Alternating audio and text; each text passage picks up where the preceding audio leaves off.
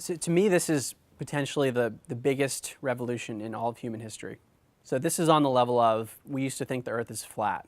And then with Galileo, or before Galileo, we used to think that the Earth is at the center of the solar system. And then we learned that it's not, and that actually the Earth revolves around the sun. It might be that we're at the next version of that kind of a revolution, where it used to be the case that we assumed that consciousness was a product of the brain, but it's not. So this is a very, very huge deal, and it's at least on the scale of those other revolutions. And sometimes it's hard for us to think about because no one living has been through such a revolution in human thinking before.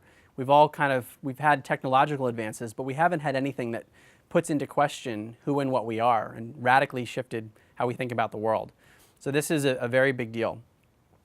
Another point I want to talk about is what we're seeing here in some ways is similar to what Galileo experienced when he had evidence that the Earth isn't at the center of the solar system. He had his evidence in his telescope, and certain clergymen didn't want to look in the telescope. We have a similar dynamic right now where it doesn't seem as though certain members of the academic community or even of the world are acknowledging science that challenges many of the current paradigms. So part of the reason I wrote this book, and I'm speaking about these topics, is that these topics are world-changing and have the ability not only to change science, technology, medicine, which are all very important, but they have the ability to change how we think about our existence and who and what we are, and happiness, and world peace. It's time for the whole world to look in the telescope and look at this evidence.